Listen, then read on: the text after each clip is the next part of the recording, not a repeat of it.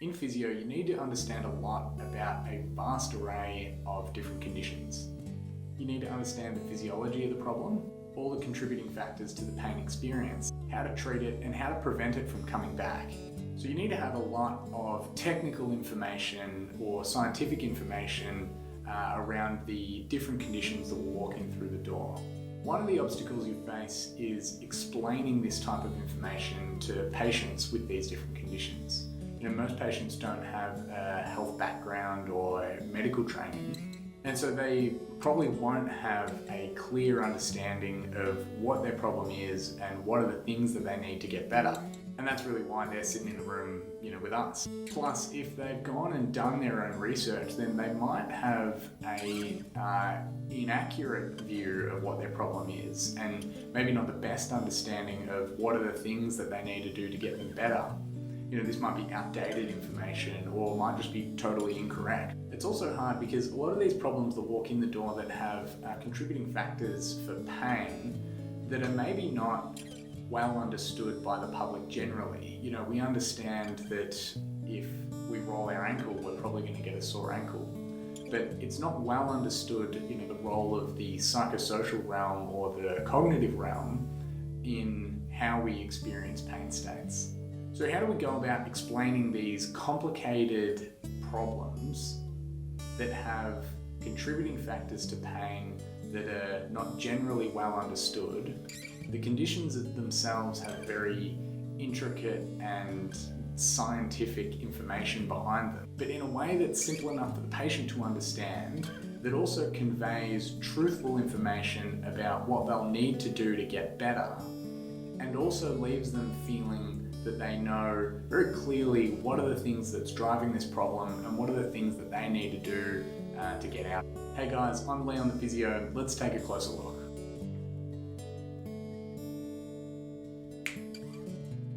So most problems that walk in through the door are usually non-traumatic problems. So, they're usually a neck pain that's kind of built up over time, or a niggly knee that's now just getting really bad, or, a hip problem that's developing. Obviously you get the traumas that come in, someone that's, blasted their ankle or done their ACL or, had a car crash and has whiplash. But the majority of the things that I see in my private practice are non-traumatic pain syndromes that build up sort of out of nowhere, but have pretty clear drivers. And so this is potentially the stuff that private practice physios see as sort of boring, just like, oh yes, another neck or another back. But I've worked really hard to try and come up with ways to explain these conditions to patients in a way that leaves them with a very clear understanding of why it's developed in the first place, with all the factors that are contributing to it, because it's important for patients to understand in a holistic way why they've got the thing that they've got, especially if they've tried other disciplines. They might have gone from a practitioner to practitioner, then maybe they saw another physio and it sort of helped for a bit, but then the thing just came back and they didn't really get a long-lasting result. When these kinds of patients understand their problem in a way that really tells the whole story, from the problem's development and what's driven it to why they might have yo-yoed in and out of pain and then how they can get out of that, then they are much more committed to their therapy and they develop a lot more trust with you because you're able to explain the whole picture that lines up with their experience. So follow me here and I'll show you how I do it. So if we use the example of, say, some neck pain that's built up over time. So the graph that I would draw is just a simple graph like this. Our bottom represents time, and then our top here represents how much load is going through the body and how much capacity our body has. So the way I'd start is, our body at any period of time has a finite level of capacity, or this area of the body has a finite level of capacity. Now, if we exceed that level of capacity with the amount of load going through our system, then that's when we have pain. And the things that can drive up this line are physical things, so how many newtons of force are going through our body. You know, this is things like how hard we've worked the tissue. But the other things that increase how much load go through our body are things like sleep load and stress load. Also, if we're worried about things or we're worried about our body, this can drive this line up. So what our body does as a way to protect it is it goes, well, bugger you, I'm going to get really sensitive so that you have to do less to keep me protected. And there's a bunch of different processes that can drive this drop down. So there's the tissues can get really sensitive, and this can be done through nerve changes, but it can also be things like inflammatory responses can do this as well. And so usually what happens at some point down here, this is when I get involved.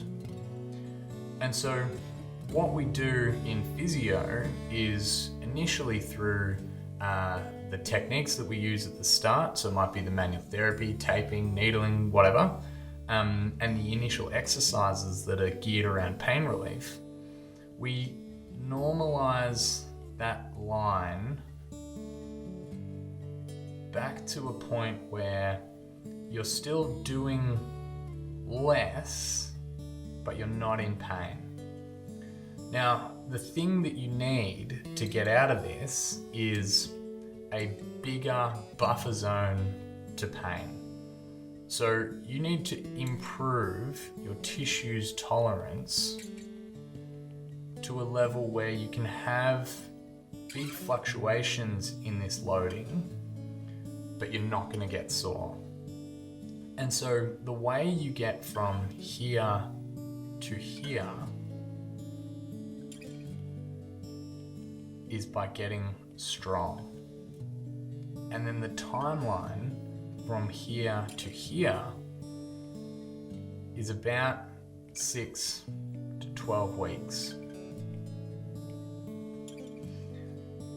Now, this journey can go very differently, because if a patient, say, gets to, I'll use a different color, they've had this change in their load and they get to here, and then they drop off their therapy, then what happens is they're kind of in this state of flux and are, constantly sort of nudging in and out of pain, and that doesn't stay static. That doesn't just sort of stay at the one level. When you nudge in and out of pain, over time what you do is sensitize your system further so that you ultimately do less and develop more weakness and more problems as a result of that. So it's really critical that when we get out of pain at this point here, that we start to work hard to increase your tissue's capacity by getting you really strong. At the same time, we want to try and decrease the other things that are contributing to it. So things like your stress and your sleep, and get on top of that. But we really want to build strength in your system so that it can handle more of what you're asking for it. Because at the moment, your tissues can't deal with the amount of load you're placing on them. And so that's the physical load, but then all the other loads we were talking about before. And so this graph, I think, is a really nice way to explain a bunch of problems. Like, you can use this for tendon pain, you can use this for, slow developing back pain or slow developing shoulder pain or neck pain, all those sort of non-traumatic problems that build up over time. This works really well for. And the thing that I really like about it is it doesn't include things like, muscle tightness, or your posture is bad, or the joint is stiff.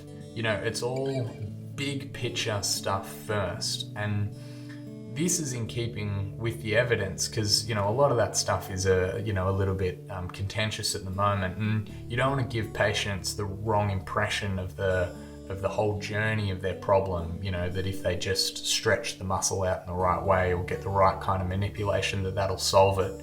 They need to understand that this is a long-term thing that will take many months to resolve, and they've gotten sore like this because of a bunch of different factors that need to be addressed. But ultimately, getting very strong in their tissue will do a lot of good for them. And it's the realm that we're really good at dealing with. Anyway, I hope you guys found that helpful. I'm going to try and put more of this up, so give us a like and subscribe if you think it's useful. I'll endeavour to put more up around, case building, private practice retention, how to explain different sorts of conditions a bit better, what are all the contributing factors to pain, and how to develop career progression in the private practice industry. Anyway, I'm Leon the Physio. I'll see you in the next one.